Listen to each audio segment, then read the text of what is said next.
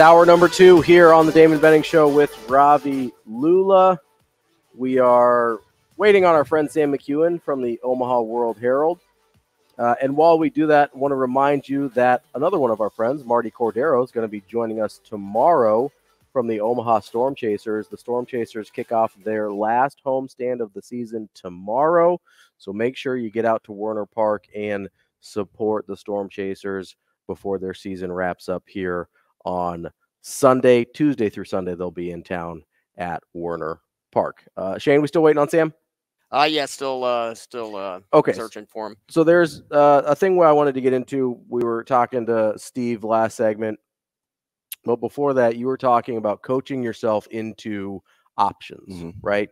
So my question there is that more about, because the obvious thing that first comes to mind is like, hey, you got to recruit and develop in a way that you've got multiple guys you feel comfortable playing, right? Yeah.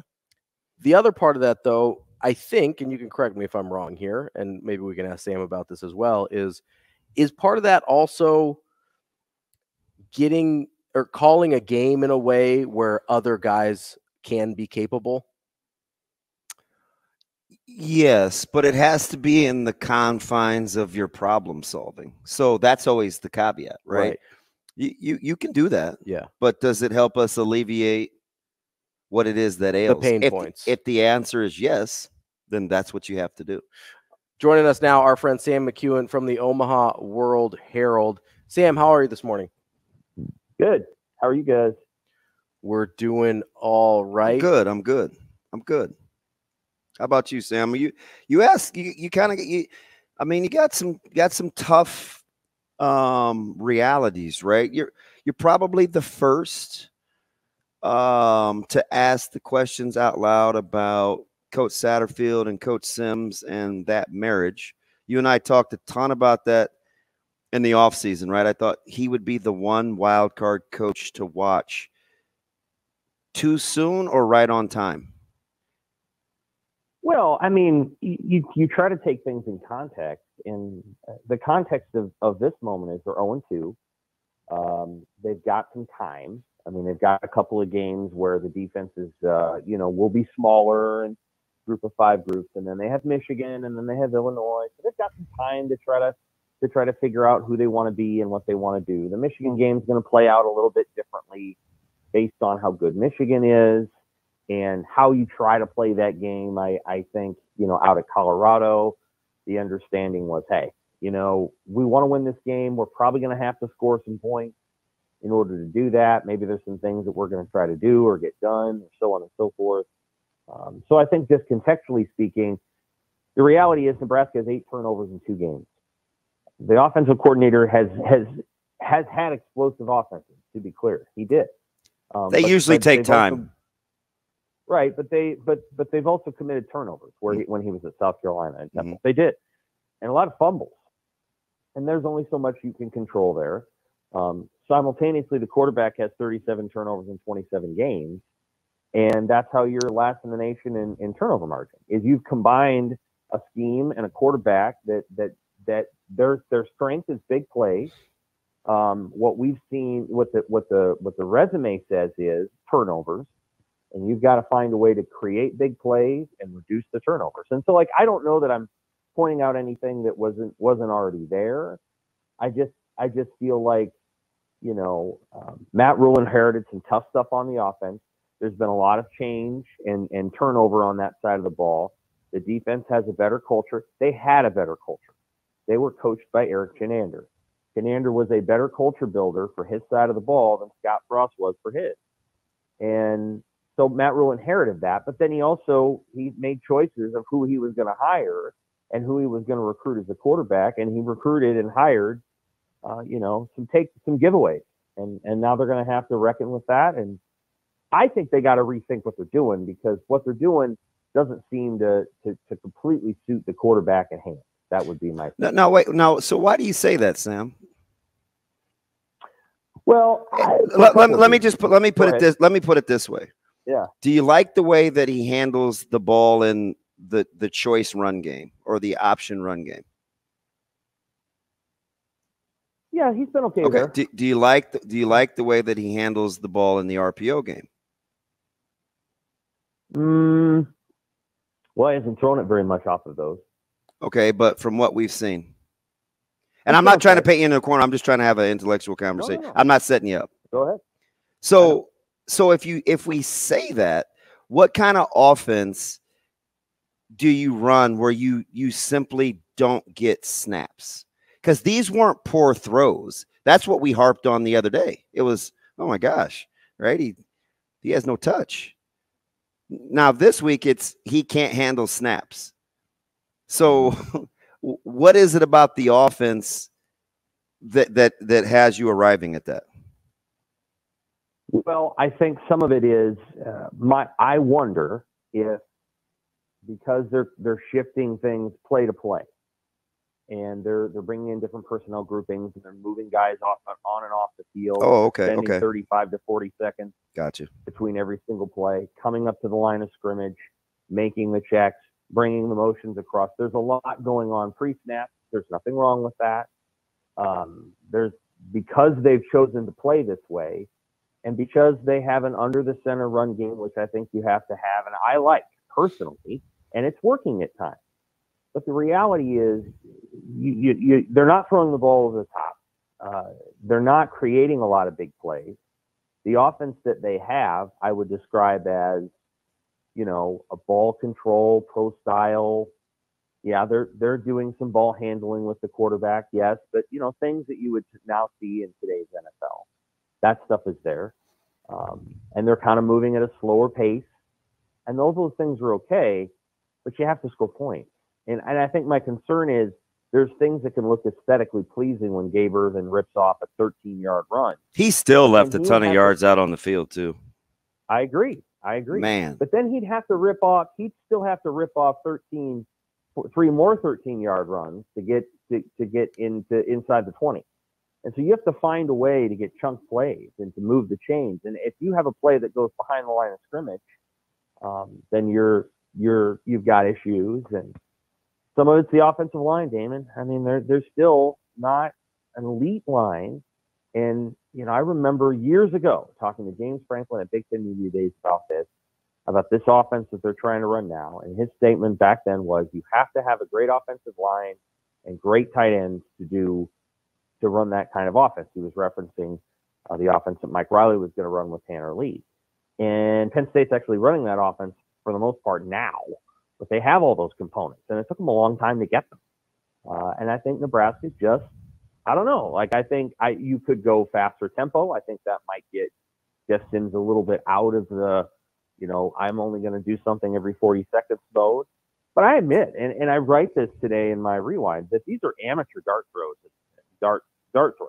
That's all they are, because it's very hard to account for some of the mistakes that Sims has made. Right. The other thing I say is, if you put Harburg in there, you can't pull him out the minute he makes a turnover of his own, which he will, because that's what freshmen do. And if he does that, and then you pull him out and you're putting Sims back in, you're getting into this, carousel of, as I write, Mike Ditka-esque quarterback decision making, where you make decisions based on who irritates you at that moment, and that's fan behavior. And I don't think Matt Rhule's going to do that. I don't think that you can start to operate on that level as a head coach. I don't think they would do that. I think they need to stick with Jeff Sims, but they need to think about what works best for him. Okay.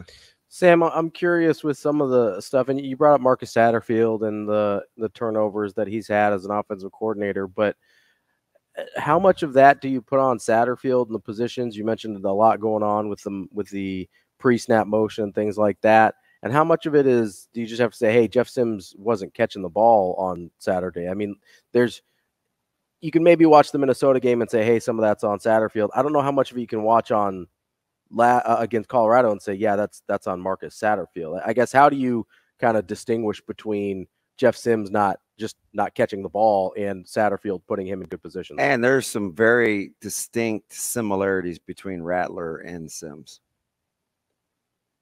Sure. I think that in the miniature, there's not much, and I write that there's only so much that a coach can do about those things.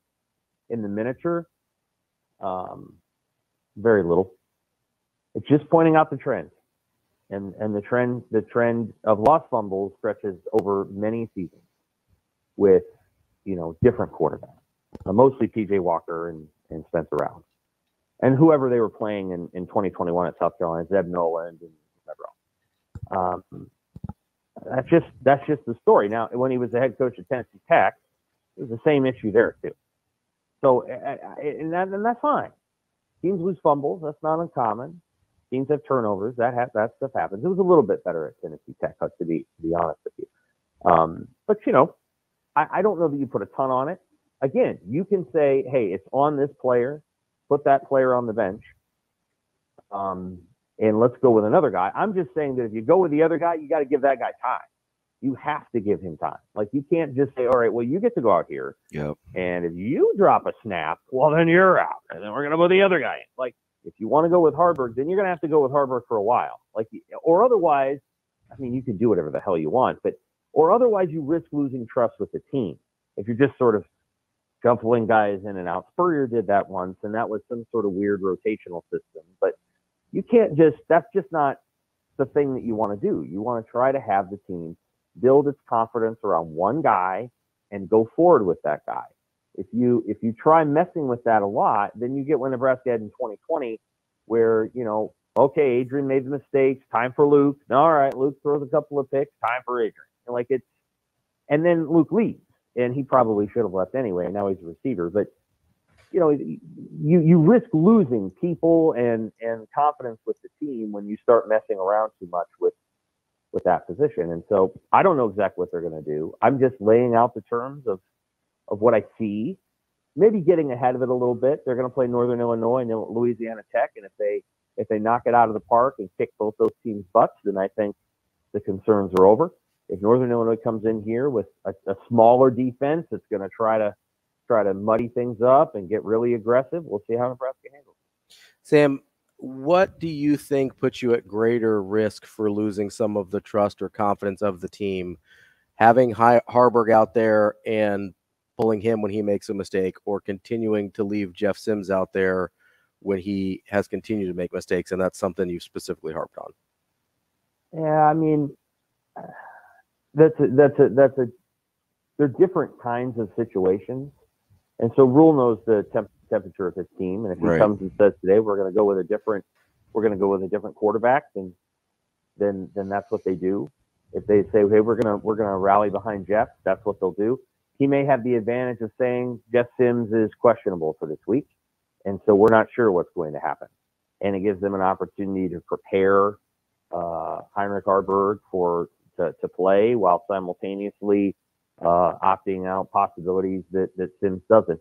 You get if you go down that road and Sims can't play, you go back to 2018 Troy. There's always a historical reference to this stuff, and Andrew Bunch is playing, and you just never know.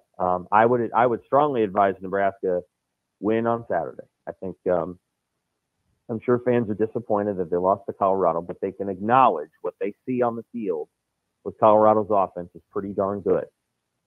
Losing to a group of 5 team, when those things happen around here, that's not good. Coaches.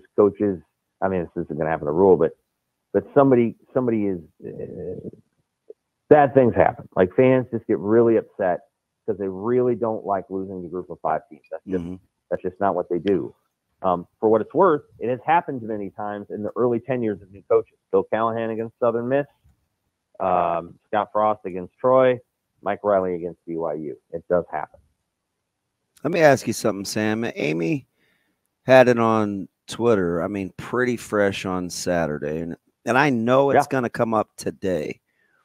How much will you formulate your thoughts on the question that Ravi just asked you based on the comparison between Anthony Grant and Jeff Sims? Well, I think the difference in the two positions, I think, is notable. I think there's a couple of different ways. There's 2 different ways you can look at that question. The first way you can look at the question is, if you did that to Grant, shouldn't you do that to Sims? The second way you can look at that question is, if you didn't do that to Sims, why did you do it to Grant? And maybe that's part of the conversation here, and maybe there's an opportunity to, get Grant some more playing time. Maybe that's something that Matt Rhule said in mid-August that he might like back now. I know the declaration surprised us at the time, and then we get to the first game, and then Grant played more than Irvin, which was confusing. And then we get to the second game, and Grant doesn't play at all, and Irvin played okay. Yes, he left some yards out there, and he had a weird fumble that I don't know was exactly his fault. But maybe Grant could have played more. There's things that you have to sort of parse through as you go through the process. Again, if you want to sit Jeff Sims down for what he did, I understand that. Mm-hmm. I'm just saying that if you put a backup quarterback in, and the backup quarterback's job is mostly to punish Jeff Sims, then you're not doing right by the backup, and you're not doing right by the team. You got to put a backup in because you believe that guy is going to give you a better chance to win a football game, not because you're trying to make sure that you have rhetorical consistency between your two positions. Okay, that's beautiful right there. So if the desired outcome is the desired outcome, how can I say this? Is the desired outcome both to limit turnovers and to give you a chance to win games, or are those two different things? Because you have to get to the point, if you switch quarterbacks and you limit the turnovers, that it does give you a better chance to win games with whoever that quarterback is, not named Jeff Sims. Does the answer to the desired outcome question have to be the same for you? Does that make sense? It does. There's a relationship between the amount of turnovers that Nebraska. Yeah, because you have to know what that answer is. Because I'm guessing, right, Sam, but the way you worded that, and my question back to you, that's the conundrum that he had. I think that's the difference between Irvin and Grant and Sims and the number 2 quarterback. How closely related is okay, let's say we limit the turnovers. Are we still, does that automatically give us a better chance to win with the new guy? Because the new guy, whomever that is, still has to be able to account for all the explosive plays that Sims was making, which has been the bulk of your offense. That's the answer. Right. Yeah. I mean, that's the challenge that you have ahead. Jeff Sims is not, what I would say is Hurrdat is not really a stylistic contrast to Sims. So if you, for example, had I don't even know how to, a thrower on the bench, a guy that can come in and maybe is limited in a couple of ways, but as a Ron Kellogg, who was a contrast to Tommy Armstrong, or a Noah Vedral, then maybe there's some resonance there, because they're like, look, we're going to go and we're going to run in this other kind of offense, and we're going to limit our ball handling and this other thing. But the reality is Hurrdat's going to run probably fewer plays than Sims, and they will probably involve more ball handling. And if you watched the game on Saturday, and you guys did, but if fans did, they noticed that, I think it was Hurrdat's first throw, was basically he got hit and the ball went up in the air. And I mean, again, if you want to play him, that's fine. But to do right by that kid, you have to give him a chance to make mistakes, because unlike Sims, he hasn't played 37 games. He's played 1.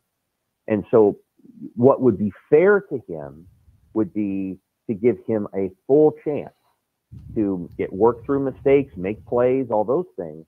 If you're just sending him out there to maintain rhetorical consistency based on something you said about Anthony Grant, then I don't think you're doing right by anybody. And so, yes, there is a relationship between turnovers and winning.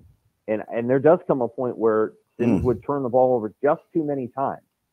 But simultaneously, what can you do to reduce those turnovers? How can you help Sims? That's what coaching is. You have to figure out how to help your players and your team. It's not just, let's just put a different guy in there, Yeah. Sam, do you think that Jeff Sims, talent-wise, gives Nebraska the best chance to win? Let's take the turn. Like, you think he's the best quarterback in the room, right? I don't have to think that. They thought that before the season, and the only thing that would change that is the drop snap. Okay. So they thought that. So we'll start there, that they think that Jeff Sims gives them the best chance to win. So if that's true, and the point of putting Harburg in, whether it's for a series or a quarter or whatever it is to hold him accountable to the things he's not currently doing well, then you don't really have to believe that Harburg's the answer, because it's just about holding Sims accountable. Isn't there some value in that still? Well,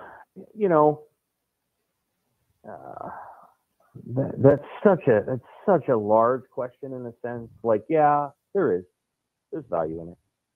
Absolutely. And if you have a quarterback, you have a backup quarterback who understands that, and you have a team that understands that, of like, let's just take him out for a minute and let him see it. As they'll say that.